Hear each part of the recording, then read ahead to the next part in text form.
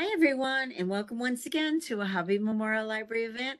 We are so excited today because we have a demonstration of Native American cooking from our very own Great Western manager, Cynthia Goodwin. She's excited because she's learned a lot, and she let everybody try it over here at on campus, and they loved it. So I'm going to go ahead and let her take it away. Hi, Cynthia. Hi, and welcome to CTC's Cafe. I'm Cynthia Goodwin. I'm the food service director here. And today we're going to be making some Native American food for the National Native American Month. Today we're going to be doing a wild rice recipe and a quick bread recipe. While I was doing some research, I found out that our trail mix is actually a Native American concept. It came from them. They would take the seeds from things like pumpkins, butternut squash, and acorn squash, return some of them to the ground, and then they would take that up, what's left over, and they would roast them, add them with some nuts and dry berries, and that they would take on the trail with them when they were doing hunting parties or they were moving from one location to another. They would add that with some jerky made from bison or other animals that they wild hogs, uh, just any other animal that they would hunt, deer. They would make jerky, and it was easy to travel with, being dry like that.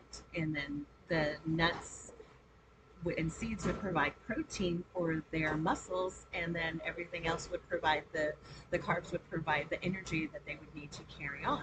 Nothing was wasted in their process of foods. Everything was as natural could get, and they wouldn't take the last of anything. There was always enough left over for it to reproduce or regrow the herds or whatever they were hunting, because they knew that the land sustained them and they needed to sustain the land. So, on to our cooking. So, today we're making a wild rice recipe. And what I have here is 1 cup of wild rice that I have soaked for about 20 minutes. This is what the wild rice looks like unsoaked. You can see that, and it's the same amount of wild rice. Here's a cup, and here's a cup. This is after it's soaked, and this is prior to it soaking. You can see that there's a difference in the color and the size. It kind of blooms into um, it blooms into an easier cooking source. So that makes that easier to cook with. And then what we also have here is I have some pumpkin, some butternut squash, and some acorn squash. Then I have onions and garlic, almonds, cranberries, rosemary. I love the smell of rosemary, especially when you start touching it and the flavor starts blooming and the smell starts to blooming. And then we're going to add the juice of an orange to all of this. So the first thing that we're going to do is we're going to take our pan and we're going to heat up some oil, and we're going to saute the onions and garlics and the vegetables together. And we're going to get that going. So let's start.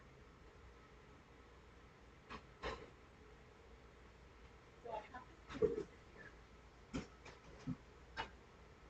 I have my pan, and I'm just going to coat the bottom of it with an oil. And then once that gets warm, we're going to toss in all of the vegetables.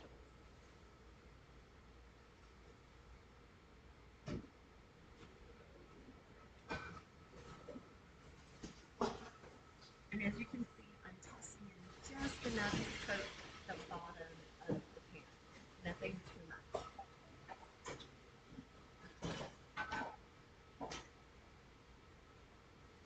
It only takes about a minute or two for that oil to heat up. You really don't want to add your aromatics or your vegetables into a cold pan. The sear helps lock in the flavor and the moisture of the vegetables.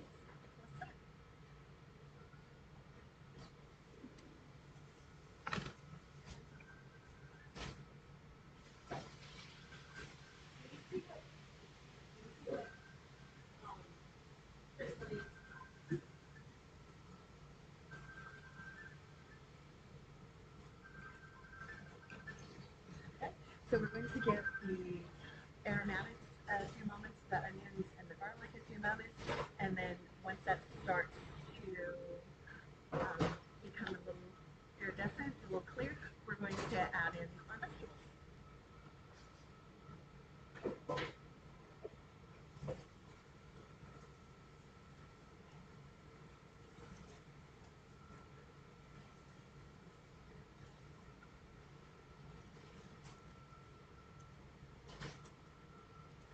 So you're starting to see the vegetables come to start to change color and get soft, and now we'll add the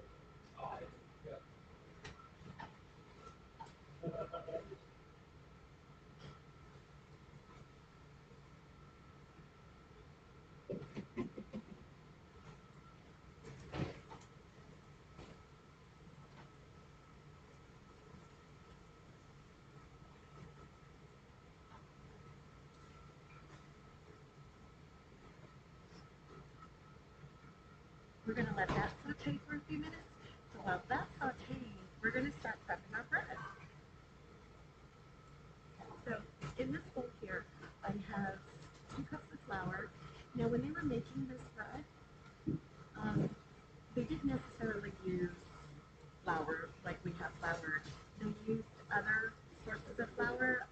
They used acorns, almonds, pecans, walnuts, any kind of nut flour, because flour was actually, the wheat was actually kind of introduced by the Europeans, and they would use what was available with that in their area. And it's a very simple recipe. It's just flour, some salt, water, and then it was sweetened with honey or a sweeter type of bread. And then they would use whatever available, like they had dried blueberries. They throw some dried blueberries in there, or nuts. They take some of the nuts and leave them a little bit wholer, a little bit on the whole side instead of so finely ground. We'd add herbs like sage or rosemary, garlic, anything that could just add some additional flavor. And what they had, like I said, they didn't waste anything, and everything was just so fresh and natural. But this one I'm going to do just a little on the sweet side with just honey. So in here I have, like I said, I have 2 cups of flour, a little bit of salt, about a teaspoon of salt, and now I'm going to add just a little couple squeezes of honey in it, and then from there I'll add just enough water to have it to bring it all together. So let me grab some water.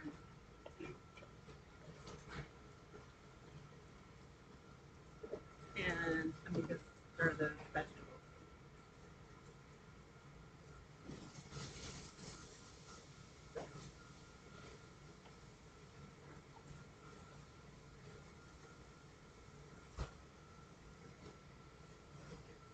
So as you can see, these vegetables are getting nice and toasted.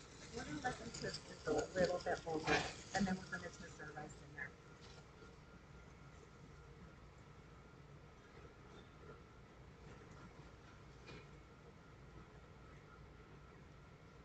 And in the meantime, we're going to add just enough flour, just enough water to the flour, just for it to start making a paste. I'm just going to use our hands to get in here and just kind of move things around so it starts coming together.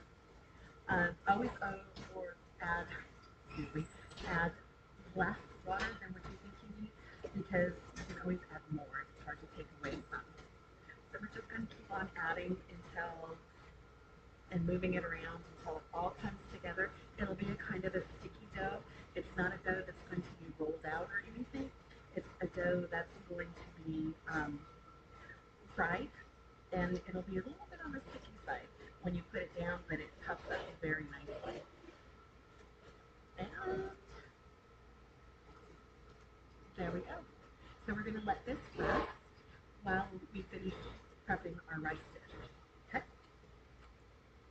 Let me get out of this bowl. Okay. So we're going to go back now, and we're going to add in our wild rice. We're going to saute it with all of the vegetables and stuff and give it a little toasty flavor.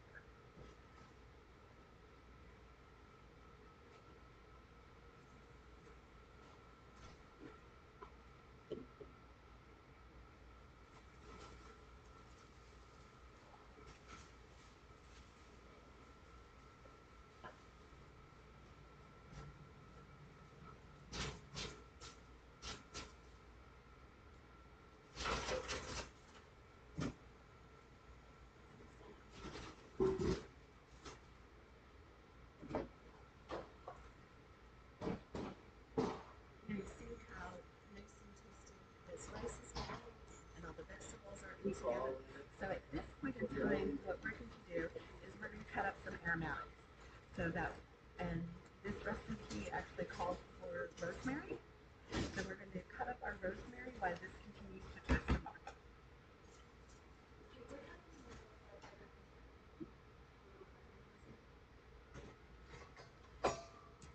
So we're going to take a bunch of lovely smelling rosemary, and we're just going to take it off the stem.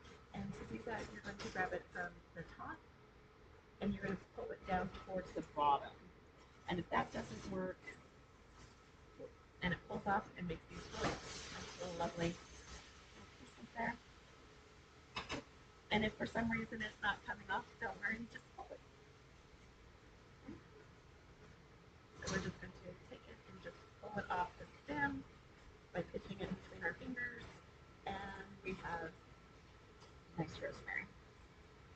Do a little bit more.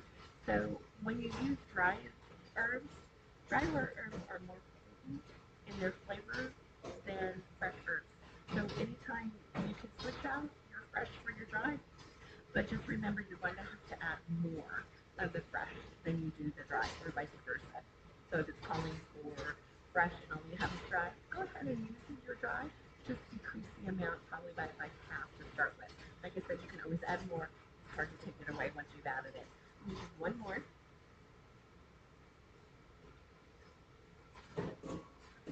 And then I'm going to take and rough this. I hope you can see this.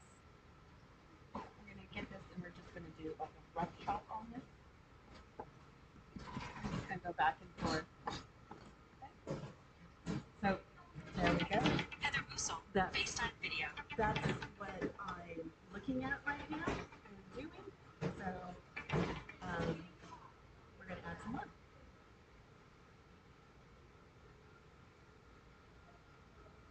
So we're going to add that to our fry pan that we have our rice and our vegetables and onions and garlic. I'm going to stir that up a little bit and give that rosemary some time to release its oils and flavor.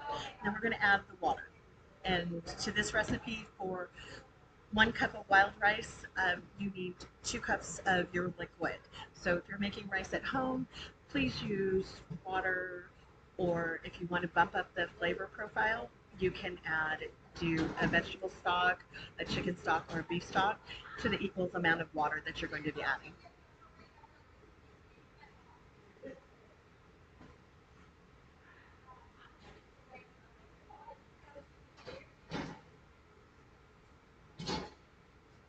We always want to have smell vision, but so we've taken the rosemary and we have sauteed it into these lovely, beautiful, look at that. Look how beautiful those look. And those also look yummy. Okay, so now we're going to add the water to this. We're going to bring it come to the boil, and then the rice will absorb all of the water, and then we'll continue with it. So that'll take about 20 minutes. But in the meantime, we'll be doing other things.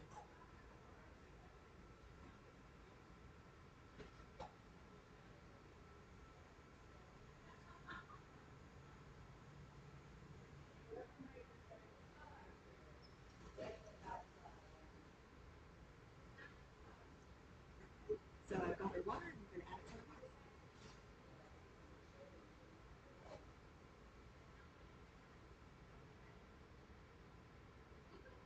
Because that's a very hot pan, it's going to come up to boil really quick.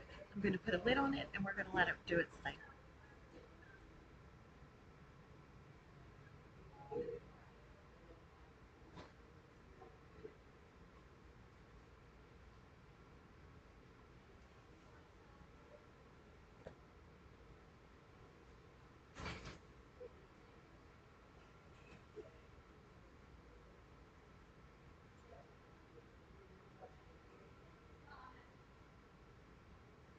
So we now have the lid on it. So the next thing we're going to do is we're going to toast the almonds that are going to go in at the very end of this recipe. So to toast almonds or toast any kind of nuts, you want to use a hot, dry pan. You can also do it in the oven, but I find you have a little bit more control if you're doing it on your stovetop. So I'm going to heat up a small pan. We're going to throw these in there. We're going to keep mixing them until they get to the toasty point that we want.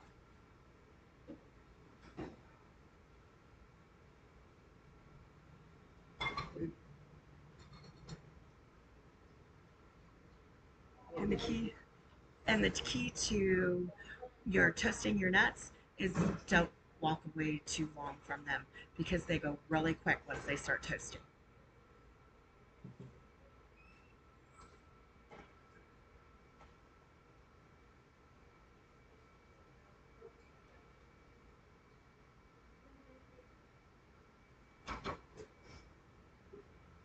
I'm going to keep an eye on them. So our next thing to do, our dough has rested enough to where we can get into this, and we're going to make some bread. Nice and easy, quick and easy. It's kind of funny because every nationality, they have their own version of a quick bread. We have tortillas in Mexico. They have, this is called Bangkok. The bread from the Native Americans is called Bangkok. We have naan in India. We have biscuits. Everybody nation just kind of has their own thing, and this is their spin on it. And like I said before, they use different types of flour. So it's either, corn flour or nuts, acorns, walnuts, that kind of flour. So it's really tasty any kind of way you do it. So this is really good. I smell those nuts, so let me go stir them up a little bit.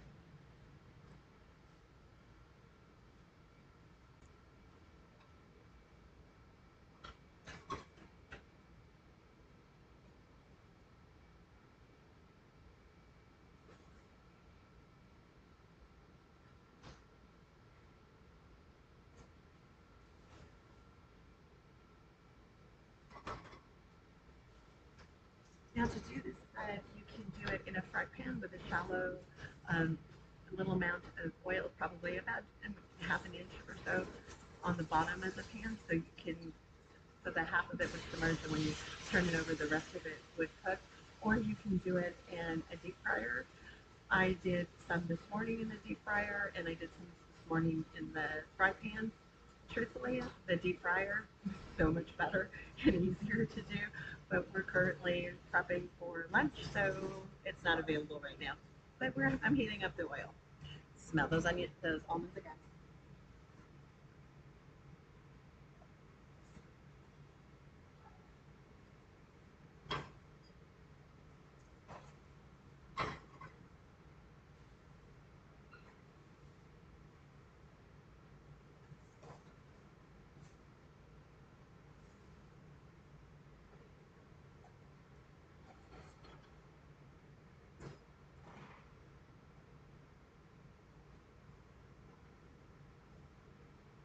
As you can see, the almonds have started to change.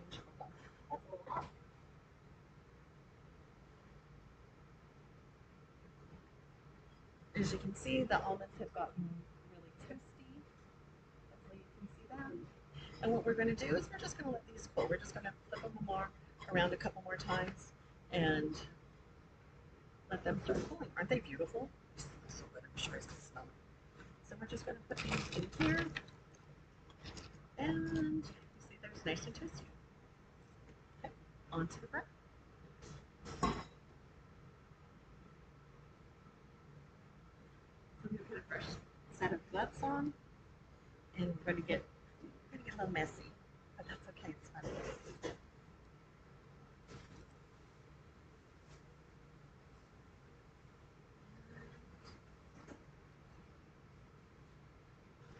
So with this bread, like I said, we're just going to take a handful of it, and you're going to form kind of like little flat bread pieces or biscuits, or however you want to call them.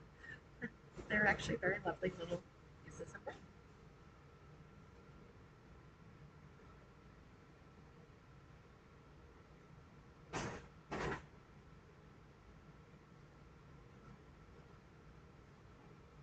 And you know that your oil is hot enough when you put down your first piece that it starts bubbling around the sides of it and makes a little kind of crackling noise. You know your oil's hot enough. Mine was just a little bit on the cold side, so that piece it'll take a little bit longer to cook, but we'll get into this with the next one. And you can make them as big or small as you want, depending on what you're using them for.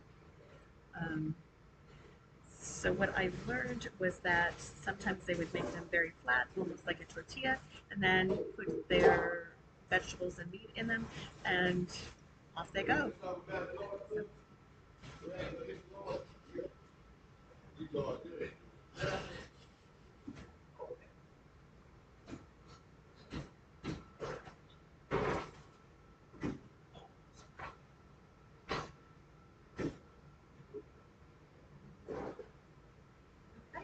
So my pan will hold about 3 of these, and they take about 5 minutes to cook. So we'll get these going, and I'll show you how everything turns out.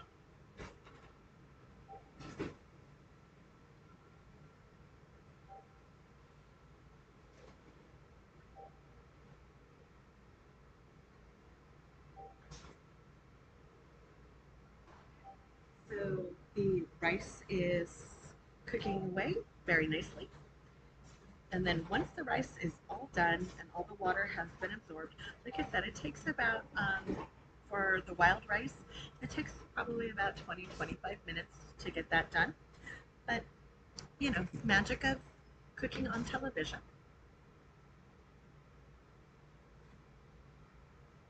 We already have some done. So from this point here, once it gets done, what you're going to do is you're going to add in your cranberries, these lovely toasted almonds, and then you're going to take a orange and you're going to squeeze that orange juice right on the top of this rice. Okay? And then we're going to mix it all up. Oh man, this smells so good. And there you have a very lovely wild rice and vegetable side dish. And then we have these lovely breads. They drizzle, so sometimes they would drizzle the tops of them with honey. That's what I did. Or sometimes they just left them plain. And as you can see, it's a very lovely biscuit. I hope you enjoyed cooking with us today. And if you have any questions, please feel free to give us a call. Thanks and have a great day.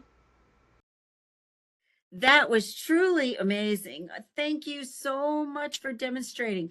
And guys, if anybody has a question for Cynthia, this is pre-recorded because it's really hard to do a live stream and cook at the same time.